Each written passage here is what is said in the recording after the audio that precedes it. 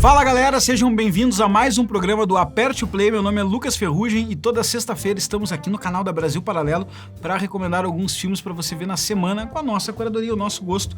Não são só filmes que estão disponíveis no nosso streaming, para quem não sabe a gente tem um streaming, clica no link da descrição e vira assinante ou conheça mais, mas também para recomendar das concorrências. O objetivo aqui é passar dicas de filmes que talvez você não tenha assistido ou que você não conhece ou que você conhece e deixou passar, para você se organizar no fim de semana aí, porque a gente perde muito tempo zapeando por aí. Pelo menos eu perco e aí a ideia é mais ou menos essa, tá? Eu costumo dividir às vezes em umas categorias, eu quero fazer umas listas nos próximos programas também, fazer algumas coisas diferentes, mas hoje eu vou manter algumas lógicas de categorias e o grande filme dessa semana não pode ser outro que não o de Martin Scorsese, que é o Assassinos da Lua das Flores. E é um nome péssimo, né? Mas, cara, o fato é que esse é um filme grande raio. Pra quem não sabe, Martin Scorsese é um gigantesco diretor de cinema, muito conhecido pelos seus filmes de máfia e outros tantos, e conhecido por ser muito bom naquilo que faz e por trabalhar com um ator muito tempo, que é Robert De Niro. E Robert De Niro está nesse novo filme dele, junto com Leonardo DiCaprio, e um casting bem impressionante, que certamente vai levar aí muitas indicações ao Oscar, tanto o casting quanto o filme. Quando estamos falando desse filme, que eu vi agora há pouco no cinema, eu tenho certeza que estamos falando de uma indicação do Oscar de melhor filme, e embora ainda não tenha saído todos os filmes desse ano que prometem disputar essa vaga, eu já faço aqui a minha aposta ao longo do tempo, estamos falando do vencedor de Oscar de melhor filme. Mas do que o filme se trata? O filme se trata de uma tribo indígena chamada Osage, que nos Estados Unidos descobriu petróleo, ficou rica, e aí as pessoas começaram, os brancos, começou a contratar brancos para trabalharem para eles, e aí os brancos começaram a casar com eles de forma meio armada para receber patrimônio, e aí começou a ter uns assassinatos meio estranhos, e aí eles começaram a investigar esses assassinatos, e a história conta, então, a história da tribo Osage, certo? Eu sei que você, aí do outro lado, tá sentindo aquele cheiro de progressismo, de narrativa e tal. Eu não acho que vai tão longe, sendo bem sincero. Eu acho que, de fato, tem um objetivo de homenagear historicamente uma tribo Osage, que é uma história real. Eu acho que isso, de fato, aconteceu. E eu acho que, indiferente de direita ou esquerda, são facetas da realidade, né? Os casamentos sempre foram vistos entre os brancos também como uma forma, ao longo da história, de criar patrimônio, de juntar famílias, etc., com a tribo Osage não foi diferente, óbvio que com uma visão de divisão étnica própria daquele tempo e dos Estados Unidos daquele tempo também. Então acho que o Scorsese sim quer fazer uma espécie de reparação histórica, na moral, mas não acho que seja caso de esquerdismo, acho que seria extremo falar disso. E o filme tem 3 horas e meia, tá? Então é um filme assim, tem que estar programado para ir no cinema. Se você for às 8, você vai sair do cinema meia-noite. Foi o meu caso. Então, é um filme do Scorsese, é interessante nesse aspecto de ser história real, tem aquele realismo dele. O Robert De Niro tá bem no filme, no sentido que é um personagem, meio que ele já fez 1000 vezes esse personagem. Fala do começo do surgimento do FBI, na época não era federalista, né? Os Estados Unidos não era uma união, então não podia intervir nas coisas locais, e aquele era um território meio demarcado, indígena. O filme tem um primeiro ato envolvente para quem gosta de Scorsese, e é um filme para quem gosta de filme mais lento, um pacing de montagem mais lento, um troço um pouco mais lento. As coisas não tão expositivas, não tão claras, mas eu acho que do meio pra frente ele pega uma curva meio estranha. Então, eu tô meio que forçando a barra aqui pra dizer o seguinte, tá? É um filme bom pra quem gosta muito do Scorsese, pra quem gosta muito do cinema dele, e dizer que não é ruim, entendeu? Então esse é o filme que tá no cinema agora. Vamos lá pra próxima dica. I ain't got nothing but regret. E antes de partir para a segunda categoria do dia, que é o clássico que eu quero recomendar, eu quero que você deixe o like, se inscreva no canal e deixe seu comentário de qual filme, principalmente os mais desconhecidos, você quer que eu assista para poder, de repente, trazer aqui pro programa, dar alguma opinião, alguma coisa assim, tá bom? Ou se você já assistiu algum desses que eu tô recomendando, deixa a sua avaliação aqui embaixo também, para eu ler, gosto muito de ler os comentários. Mas vamos lá. Filme clássico. Por que clássico? Porque tem aquele filme que todo mundo conhece, já ouviu de nome, já ouviu a música, já viu uma cena, mas pode ter deixado passar ou visto e não dado bola, e aí agora tá mais maduro, vale a pena ver de novo. E o filme que eu vou recomendar hoje, cara, você pode não conhecer o filme, pode não conhecer o diretor, nem os atores, nem os personagens, nem nada, mas uma coisa você conhece: essa cena.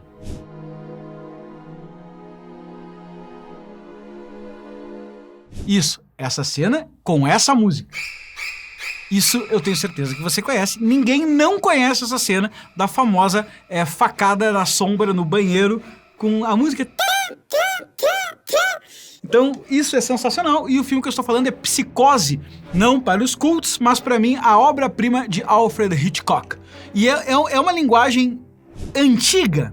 Não.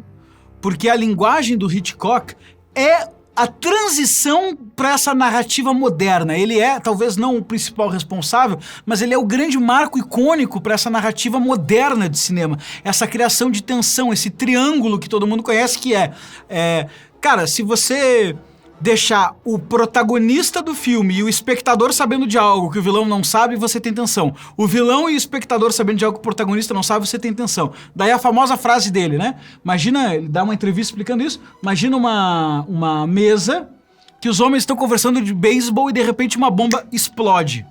Tá bom, você tem um choque na audiência pela bomba explodir, mas a conversa de beisebol é desinteressante. Agora imagina que você mostra que tem uma bomba embaixo da mesa e aí as pessoas começam a conversar de beisebol na mesa e você sabe que ela tá para explodir. Whereas I prefer to suggest something and let the audience figure it out.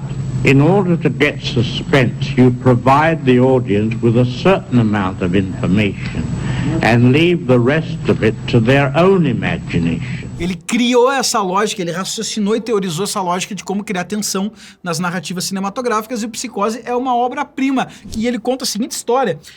Marion Crane, a personagem, rouba dinheiro do seu chefe e foge. E no meio do caminho, ela para num hotel, e é a pensão de Norman Bates no meio da estrada. E Norman Bates é um cara que cuida da pensão junto com a mãe nunca aparece. E ele então começa uma dinâmica ali de ela estar sozinha com aquele dinheiro roubado dentro dessa pensão e vai virando uma experiência de terror. É um terror psicológico, sem grandes cenas de violência nem nada do tipo.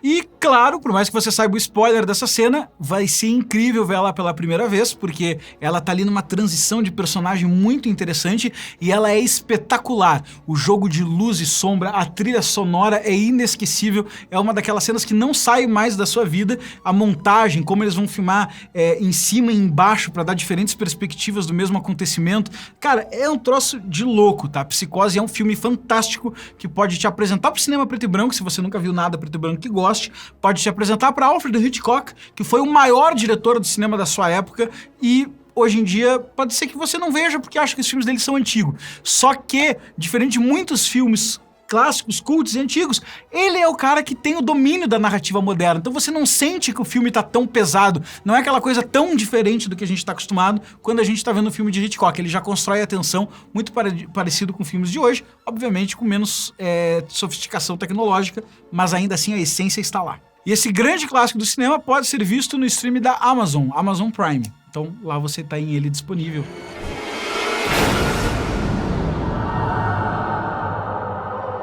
O terceiro filme que eu vou indicar é aquele filme que não ficou tão famoso e talvez você não tenha assistido. E o filme que eu vou recomendar é dirigido por Clint Eastwood, J. Edgar Hoover. Esse filme é muito bom, cara. Esse filme é muito bom. É muito bom. Esse filme é muito bom e as pessoas não viram e não valorizam. Cara, esse filme conta a seguinte história. O surgimento do FBI através da história de J. Edgar Hoover, o fundador do FBI, conhecido como o caçador de comunistas, o inquisidor dos comunistas. Muita gente não sabe, mas o FBI foi fundado para combater comunistas. Em 1917 tinha acontecido a Revolução Russa, o mundo inteiro olhava para aquela novidade comunista. E os bolcheviques comunistas tinham chegado nos Estados Unidos. E a gente não se dá conta, mas estava um grupo de radicais se mobilizava para tentar a mesma tomada comunista que aconteceu na Rússia, nos Estados Unidos. Se eles iam ter sucesso ou não, não sabemos. Mas o fato é que um homem com mão de ferro e virou extremamente controverso na história, chamado J. Edgar Hoover, virou o caçador de comunistas e impediu todos eles. E o filme do Clint Eastwood tenta contar a versão dele na história, porque ele ficou muito mal falado, muito difamado na história dos Estados Unidos por suas ações de fato polêmicas. Cara, já é fantástico, esse filme é muito bom. É filme pra ver mais de uma vez pra decorar o texto. Esse filme é demais, você que gosta de política e quer ver um personagem muito forte no cinema. Até a última vez que eu vi, o editor confirme, J. Edgar Hoover estava na HBO, nota 10, sem ser apologético. Ele mostra todas as matizes, os problemas do personagem. Pô, é muito bom, cara. Para esse vídeo aqui e vai assistir. It's time this generation learned the difference between villain and hero. Even great men can be corrupted. E a última recomendação de hoje é uma série para as pessoas que gostam de produtos mais longos, mas essa série que eu vou recomendar hoje eu tô nessa vibe histórica, né? Assassinos da Lua... Vibe histórica política, na verdade. Assassinos da Lua das Flores, Hitchcock, que não é política, mas é um cara histórico também pro cinema. J. Edgar Hoover, biografia, e agora eu vou falar de um acontecimento real, de uma série sobre uma história real da HBO, chamada Chernobyl. Chernobyl não é tão longa, é bem curta. Na verdade, eu não recomendo que você veja ela como uma série. Veja ela como um filme de 5 horas. São 5 episódios de 1 hora e é bom. Mas bom.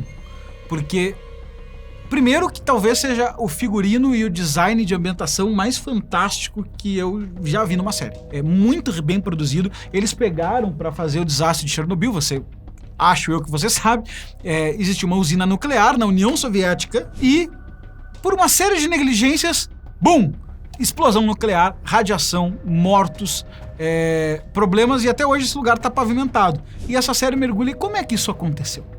E aí ele remonta a União Soviética daquela época, governada por Mikhail Gorbachev, e ele mostra passo a passo esse processo, e aí ele faz uma ambientação. Cara, tinha tudo pra ficar meio brega, mas a HBO fazendo série é muito boa. Os personagens são incríveis, a história real é incrível, o roteiro é fantástico, e se você pegar e falar, cara, vou ver isso 2 da tarde num domingo e terminar no final da tarde, tá? Ou a hora que você puder, vai ser um filmaço. Eu acho que não existe nenhum filme sobre a Rússia sequer parecido e tão bom quanto a série Chernobyl, que não à toa rapou muito prêmio aí, foi muito conceituada, mas talvez você tenha deixado passar, são 5 episódiozinhos, vale muito a pena ver, tá? Começa com um diálogo fantástico que já vai te dar o tom intelectual e pesado da série, ela é bem pesada, tá? Que ele começa já falando, qual o problema da mentira? O problema da mentira não é confundirmos ela com a verdade. E é estranho, porque é isso que a gente acharia. O problema da mentira é que de tanto ouvirmos mentiras, nós perdemos a capacidade de reconhecer a verdade.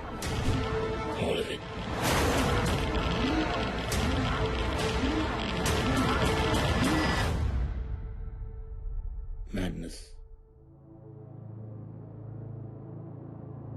Se você quer uma experiência densa, vá no Chernobyl. Vai ser muito denso. Se você quer uma experiência política, de tensões políticas, de teorias e bastidores, J. Edgar Hoover. Se você quer se divertir com entretenimento clássico, inesquecível, vai com o Psicose do Hitchcock. Se você quer ir no cinema, ver o que o Scorsese fez em 3 horas e meia de filme, vá no Assassino da Lua das Flores. Pessoal, essas foram as dicas da semana. Deixem o que vocês acharam nos comentários, recomendem novos filmes, deixem o like, se inscrevam, porque é isso que... Esse é o meu único interesse quando eu faço essas dicas. Os likes e os inscritos. Que eu não sei pra que servem, mas dizem que ajuda o algoritmo do YouTube a entregar mais. Conto com vocês, brincadeiras à parte, e até breve.